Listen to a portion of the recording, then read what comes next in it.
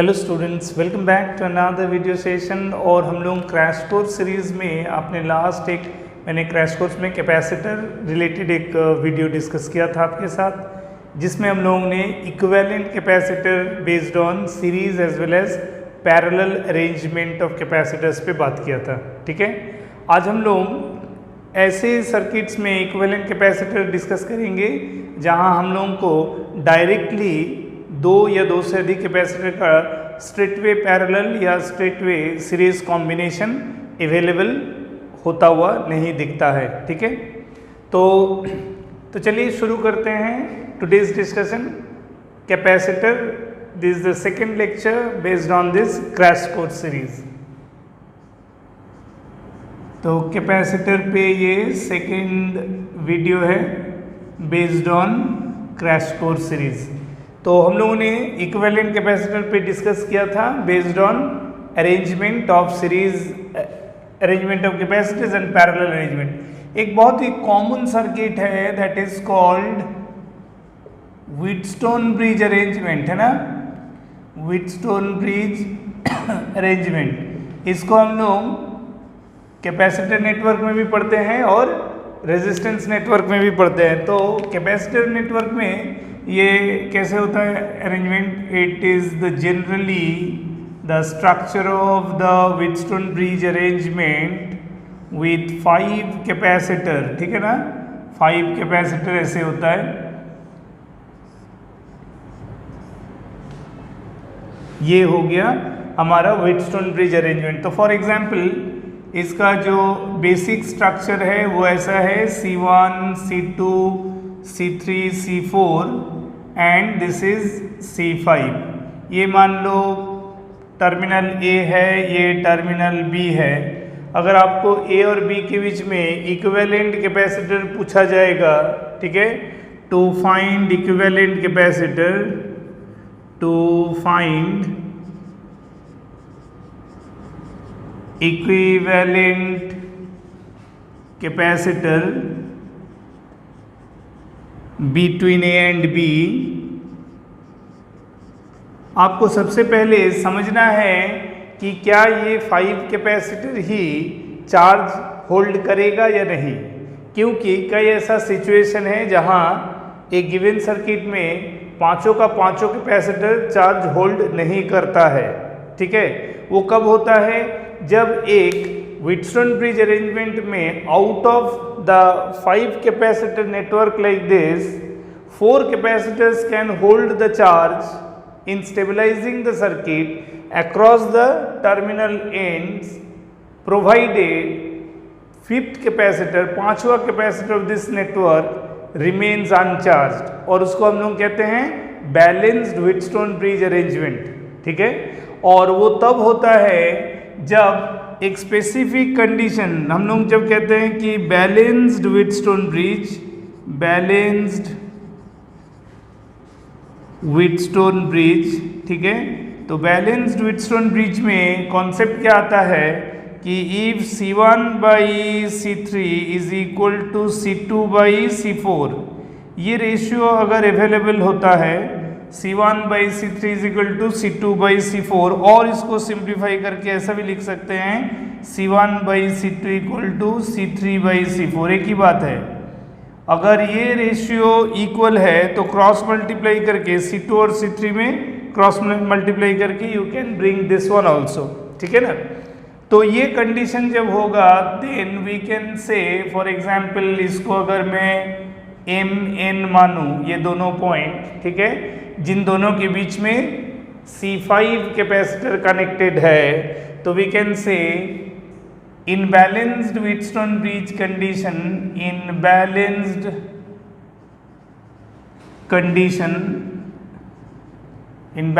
condition we can say potential of the point M becomes equal to potential of the point N। M का potential N के potential का बिल्कुल बराबर होता है। दिस implies no charge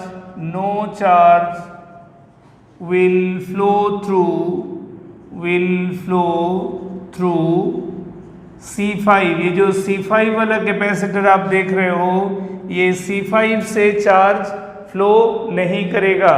कारण हम लोग जानते हैं कि कोई भी कैपेसिटर में के थ्रू चार्ज फ्लो करने का मतलब है charge will be stored on the plates of the capacitor, और ये तब हो सकता है जब across the plates of the capacitor, ठीक है, एक पोटेंशियल डिफरेंस अवेलेबल हो। यानी कि C5 की ये दोनों प्लेट में, एक में पॉजिटिव दूसरे में negative charge, what ever be the value, store तब होगा जब C5 के अक्रॉस, यानी कि इधर का कनेक्टेड पॉइंट M, इधर का कनेक्टेड पॉइंट N, M और N के बीच में जब कोई पोटेंशियल डिफरेंस अवेलेबल होगा, चाहे M higher voltage and N is lower voltage, और vice versa, N higher voltage M lower voltage, ये दोनों पॉइंट में, किसमें, M और N के बीच में जब पोटेंशियल डिफरेंस एग्जिस्ट करेगा, तभी जाके उन दोनों पॉइंट के बीच में जो स्ट्रेट कनेक्शन है थ्रू C5, तो तब वो C5 के थ्रू चार्ज फ्लो करेगा by induction, and hence we will be knowing it the amount of the charge that is flowing in between this two point will be the charge stored in C5। ठीक है, तो जब ये balance condition बन जाता है इस arrangement में, तब बेसिकली M पॉइंट और N पॉइंट के बीच में कोई पोटेंशियल डिफरेंस एग्जिस्ट ही नहीं करता है, दोनों इक्वल पोटेंशियल हो जाता है। Vmn इक्वल टू Vn का मतलब है इक्वल पोटेंशियल। तो जब ये दोनों पॉइंट इक्वल पोटेंशियल का बन गया, तब दोनों के बीच में जो कनेक्शन है थ्रू C5, उससे चार्ज फ्लो नहीं करेगा। That is C5 being uncharged, C5 being uncharged capacitor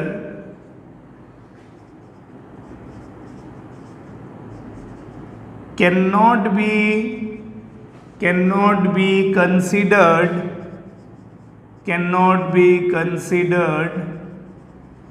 in deciding equivalent capacitance. ठीक है, इक्विवेलेंट कैपेसिटेंस डिसाइड करने में C5 का कोई काम नहीं होगा। यानी कि हम C5 का एग्जिस्टेंस को इस नेटवर्क से रिमूव कर सकते हैं, और तब नेटवर्क इस तरह से बन जाएगा। ठीक है, then this network will remain like this, ये नेटवर्क जो है ऐसे बन जाएगा। यानी कि ये हो गया हमारा पॉइंट A, ये हो गया हमारा पॉइंट B, ये रहा C1, ये C3, ये C2, ये C4।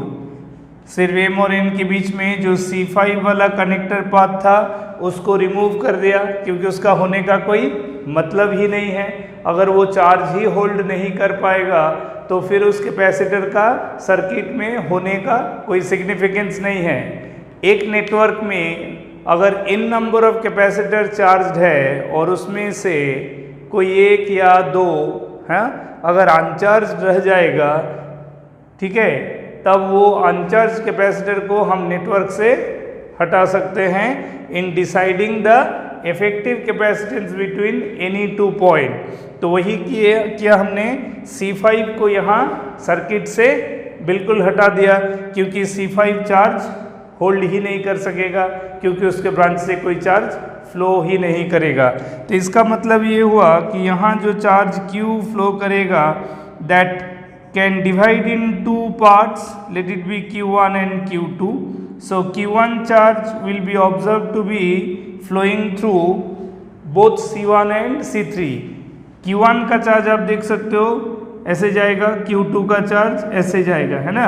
तो हम लोग कह सकते हैं Q1 सीरीज कैपेसिटर बना रहा है, क्योंकि वो कंटिन्यूसली फ्लो कर रहा है पहले C1 से एंड देन थ्रू C3।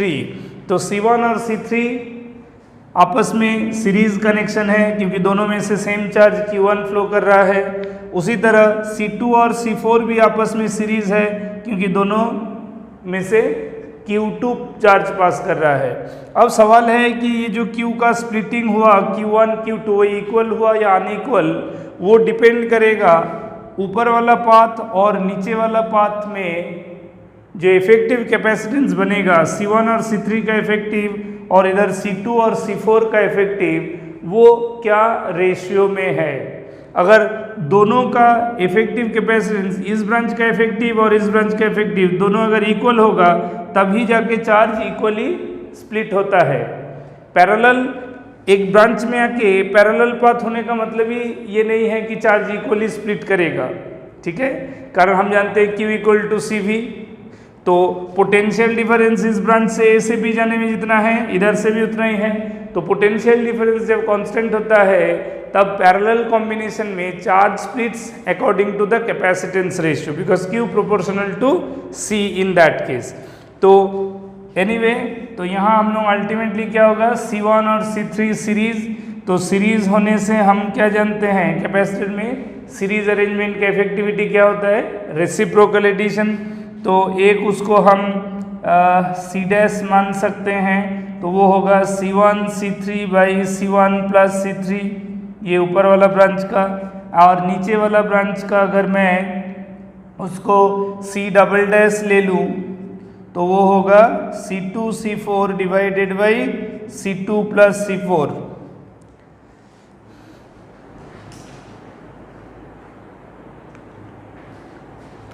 तो नीचे वाला ब्रांच का हो गया C double dash C2 C4 divided by C2 plus C4, क्योंकि नीचे वाले ब्रांच में C2 और C4 का सीरीज अरेंजमेंट है, जबकि ऊपर वाले ब्रांच में C1 और C3 का सीरीज अरेंजमेंट है। तो ये जो रिजल्ट आएगा C1 C3 का और नीचे C2 C4 का, वो दोनों आपस में पैरेलल है, कारण दोनों ही नेटवर्क का, दोनों ही पाथ का एक एंड में कॉमन पॉइंट A है तो दूसरे पॉइंट में another common point B. So between A and B we can write down therefore CAB जो हो जाएगा वो होगा C dash plus C double dash. तो इस तरह से दो टर्मिनल पॉइंट के बीच में इफेक्टिव कैपेसिटेंस मिल सकता है for a network of 5 capacitors which is by structure known as Wheatstone bridge arrangement of capacitors. और ये हमने डिस्कस किया फॉर बैलेंस्ड कंडीशन, ठीक है। ये बैलेंस्ड कंडीशन में ये होगा the method of getting C equivalent between A and B, ठीक है। I hope that you have gone through properly, आपको समझ में आया, ठीक है। तो चलो इसका रेसिप्रोकल अरेंजमेंट होने में क्या होता है वो भी डिस्कस करते हैं। तो हम लोग डिस्कस करेंगे अब बैलेंस व्हीटस्टोन ब्रिज का कंडीशन का जो बेसिक कॉन्सेप्ट हम लोगों ने रिवाइज किया, और उस पर हम एक आध प्रॉब्लम डिस्कस करके देखेंगे, तो हम लोगों को पता चलेगा कि ये टू व्हाट एक्सटेंट हम लोगों को थ्योरेटिकल बात समझ में आए। फॉर एग्जांपल मैं एक ऐसा स्ट्रक्चर ड्रॉ करता हूँ, ठीक है।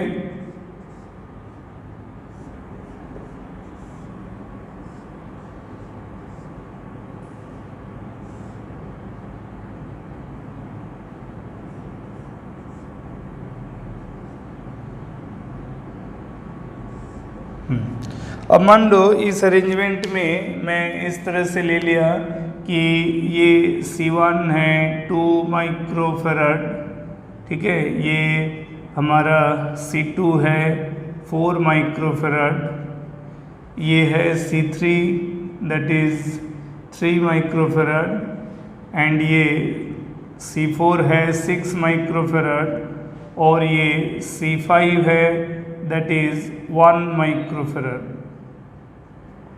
अब ये पॉइंट है मान लो A, ये पॉइंट है B, ठीक है। अब ये है M, ये है N। अब पूछा इस अरेंजमेंट में कि फाइंड, ठीक है, पहला पॉइंट पूछा फाइंड CAB, ठीक है। दूसरा पॉइंट पूछा फाइंड VMN, ठीक है। और भी कुछ पूछ सकते हो, सब हम लोग और आगे डिस्कस करेंगे। तो जहाँ तक ये सिचुएशन का जो सवाल है, इसमें देखो जो प्रीवियस स्ट्रक्चर था मैंने वो स्ट्रक्चर कुछ इस तरह का ड्राइंग करके बताया था ना, तो इसमें और अल्टीमेटली ये पॉइंट से यहाँ कनेक्शन है, ये से यहाँ, तो मैंने वो उसको ऐसे कर दिया, इस पॉइंट को इधर कर दिया, ये लाइन को ऐसे कर दिया, इस लाइन को ऐसे कर दिया, और कोई बेसिक डिफरेंस नहीं है, ठीक है ना, और कोई बेसिक डिफरेंस नहीं है। तो अल्टीमेटली जो व्हीटस्टोन ब्रिज का स्ट्रक्चर है वो completely followed by this.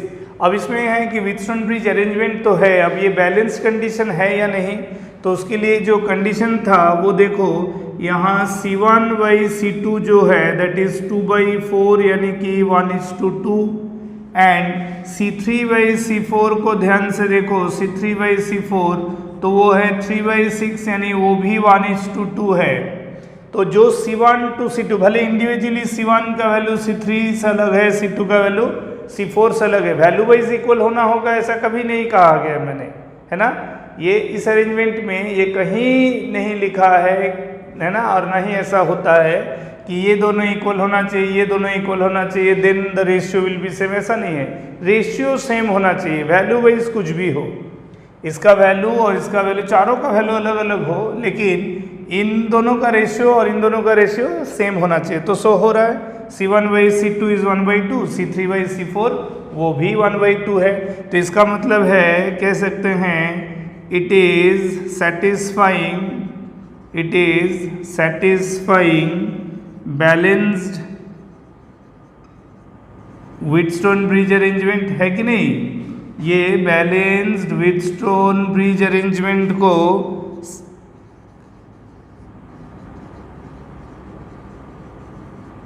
Balanced Wheatstone bridge arrangement of capacitor इसको सेटिस्फाई कर रहा है। इसका सीधा मतलब होता है Vm must be equal to Vn, that implies that C5 will remain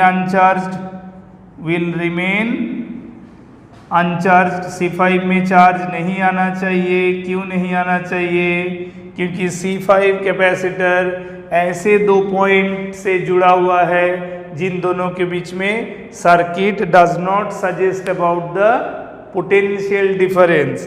तो अगर M और N में पोटेंशियल डिफरेंस नहीं होगा, जो कि यहाँ हम लोग कह रहे हैं Vm is equal to Vn, तो ये दोनों पॉइंट अगर सेम पोटेंशियल का है तो दोनों के बीच में potential difference M to N का पोटेंशियल डिफरेंस 0 है। तो अगर M और N के बीच में पोटेंशियल डिफरेंस 0 है तो फिर कैसे उन दोनों के बीच में फ्लो ऑफ चार्ज पॉसिबल होगा? That is the reason why उन दोनों के बीच में कनेक्टेड C5 में चार्ज नहीं फ्लो करेगा, उसलिए लिख दिए कि दैट विल रिमेन अनचार्ज्ड। तो इसका मतलब है अब हमारे लिए अरेंजमेंट ऐसे हो गया, ये दोनों कैपेसिटर सीरीज, फिर इधर से ये दोनों सीरीज और फिर आपस में पैरेलल।